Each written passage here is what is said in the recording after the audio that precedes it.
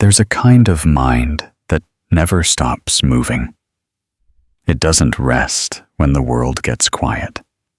It doesn't find peace in sleep or noise.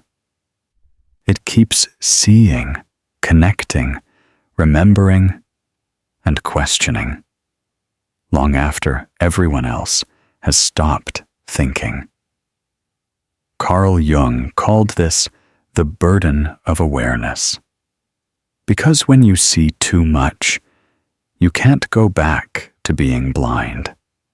And when you understand too deeply, ignorance is no longer an option. That's the curse of a deep thinker.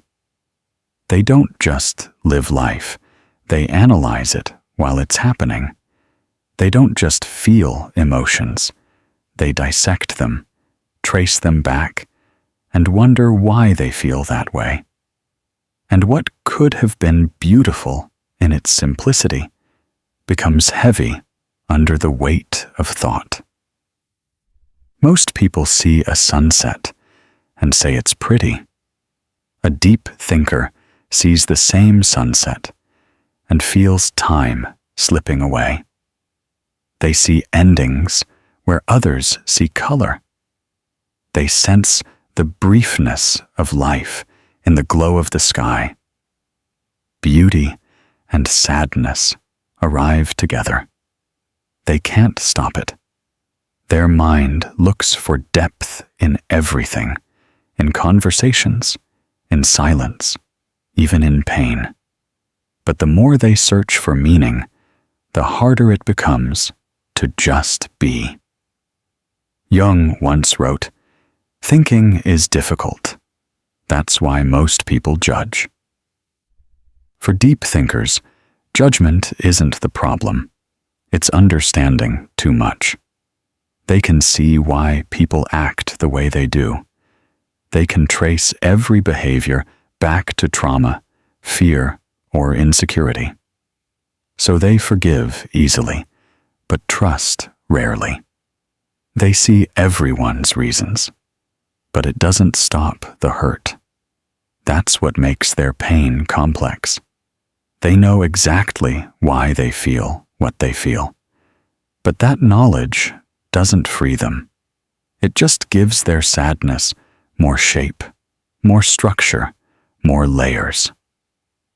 A deep thinker's mind is like a room with too many mirrors. Every idea reflects another. One thought turns into 10. One feeling becomes a full story. And even silence becomes loud. They notice what others ignore, tone shifts, pauses, tiny expressions. They feel invisible energy in rooms. They can sense when something's off, even when no one says it. And while that sensitivity gives them wisdom, it also gives them exhaustion. Jung said that the unconscious holds everything we can't process. For deep thinkers, that unconscious world is always half awake. Their dreams feel real. Their memories replay on loop. Their emotions never fully leave. Because they keep revisiting them again and again, trying to find the lesson, the pattern, the reason. But not everything in life has a reason. And that's the part that breaks them. Deep thinkers want closure for everything. They want answers that explain pain. They want understanding to heal them. But some emotions don't make sense. They just exist. And when you try to understand pain instead of feeling it, it stays longer. That's the curse. They turn every wound into a question. And questions never stop talking. So they look calm on the outside. But inside, it's chaos.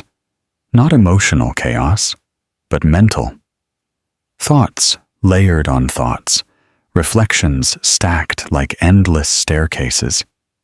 They can't stop walking upward, even when they're tired.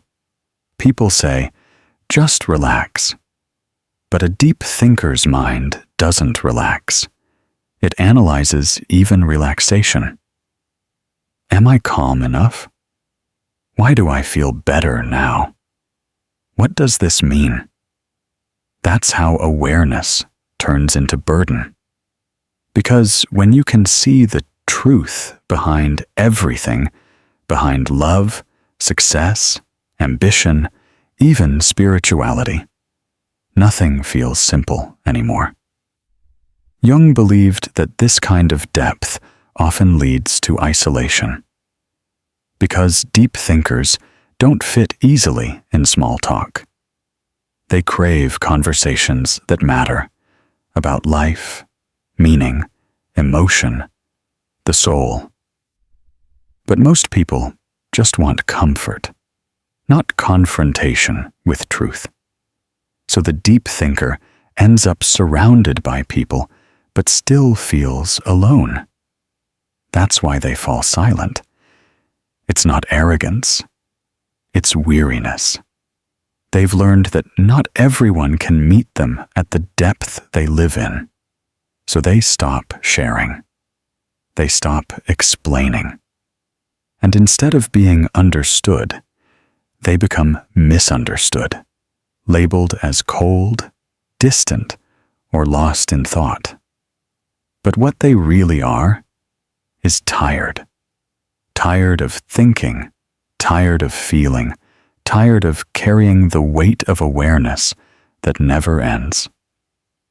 Still, Jung saw beauty in this curse. Because when you start to notice everything, even your pain becomes sacred.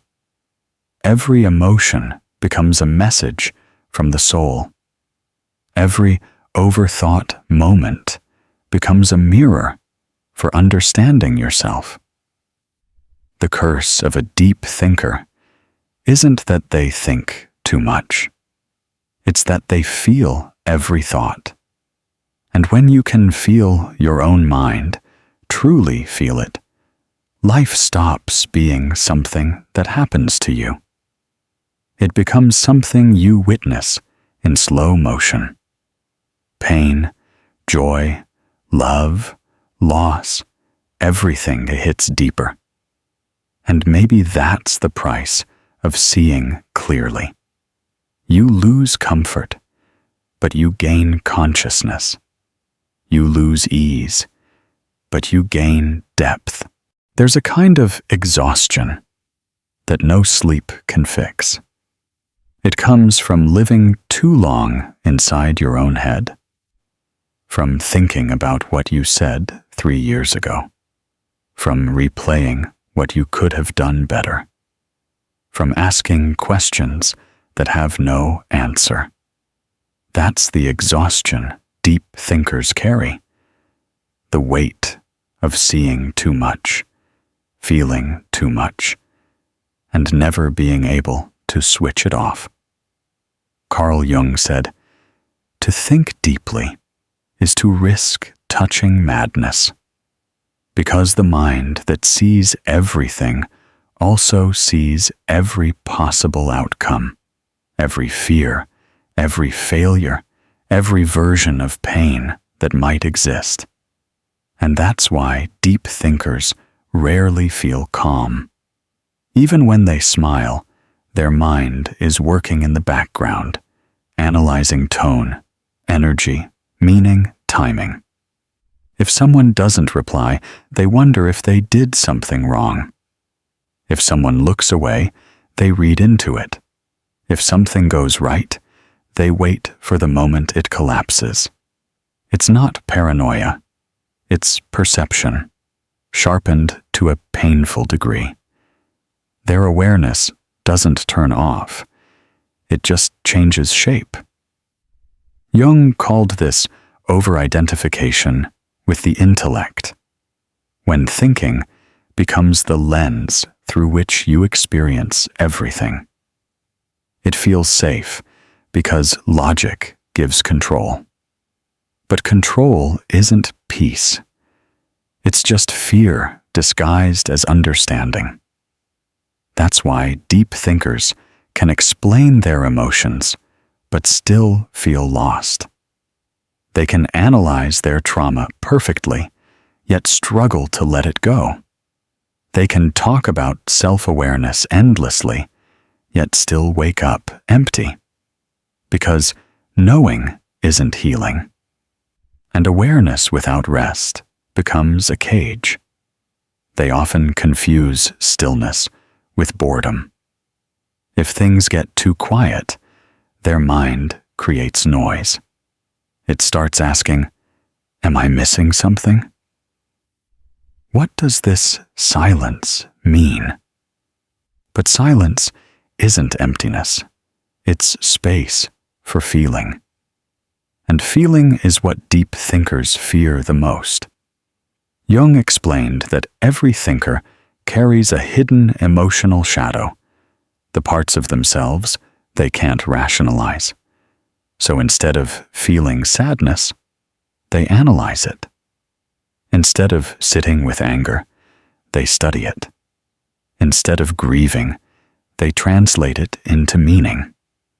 It sounds wise, and it is.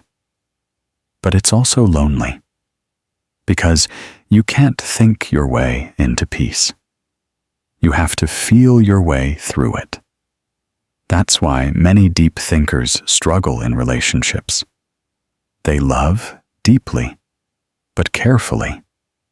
They crave emotional depth, but fear emotional mess. They want connection, but they also want control. And when they fall in love, they overthink even that. They question the other person's feelings, their timing, their silences. They imagine every future and end up missing the present. For Jung, this is the mind's defense mechanism. The thinker builds walls of logic to protect the heart from chaos. But those walls keep love out too. Because love, like peace, isn't logical. It's surrender. It's uncertainty. It's saying, "I don't know where this is going, but I'm here anyway." And that sentence terrifies the deep thinker because it demands something they can't control. They try to love safely, to feel rationally, to experience without falling apart. But that's not how the soul works. The soul wants depth and chaos. It wants surrender and clarity. It wants to think and feel at the same time. And that balance is what Jung called wholeness. When a deep thinker finally learns that not everything needs to be understood, that some moments are meant to be lived, not solved, that's when their curse begins to lift. Peace doesn't come from knowing more. It comes from letting go of what you can't know. It comes from saying, "This doesn't make sense, but I'll let it be." And that's the hardest sentence for a deep thinker to say. Because thinking gives safety, but silence gives peace. And learning to choose peace over analysis is what turns awareness into wisdom. Jung wrote that the mind is a servant, not a master. But deep thinkers forget this. They let their intellect rule their emotions.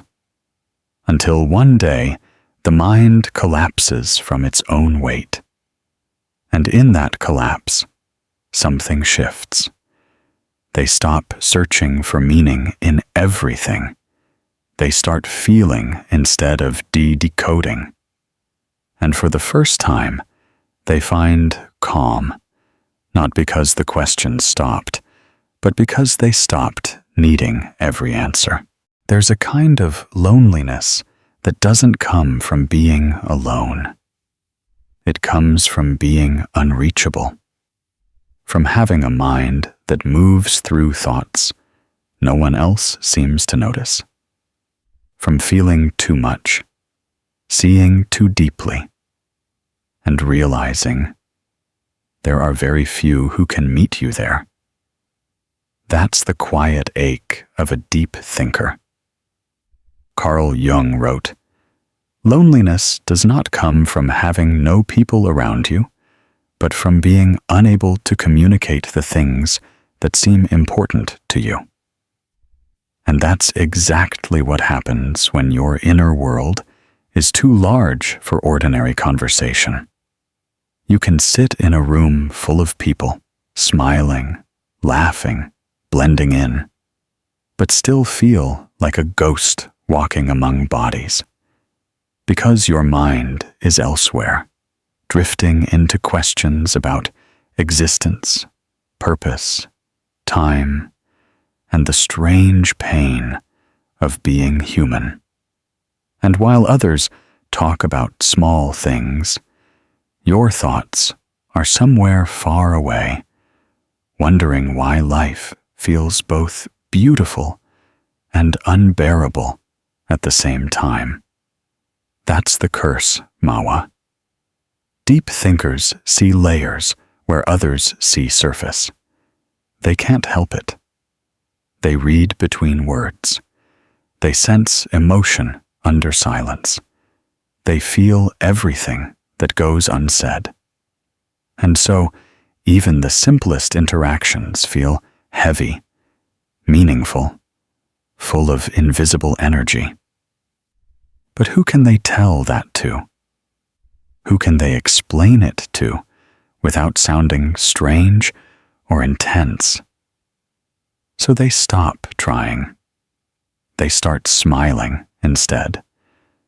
And little by little, they learn to carry their thoughts alone. It's not arrogance. It's self-preservation.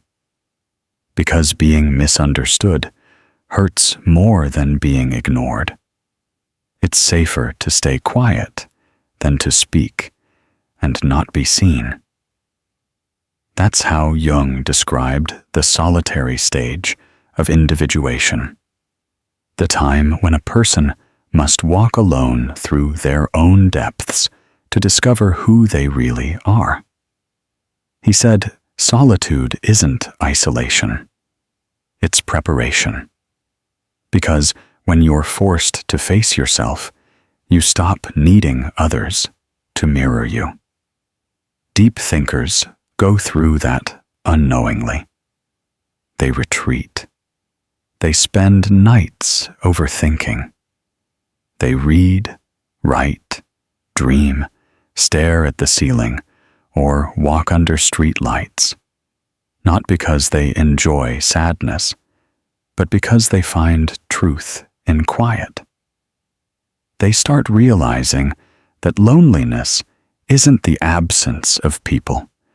It's the absence of connection. They could have friends, family, love, yet still feel empty, because none of it reaches the place they live in. Jung believed that the deeper your consciousness grows, the fewer people you'll find who understand it. And that's the trade-off. Wisdom gives clarity, but takes away belonging. So deep thinkers learn to live between two worlds, the outer world that moves fast and the inner world that never stops reflecting. They adapt. They talk like everyone else, but feel everything differently.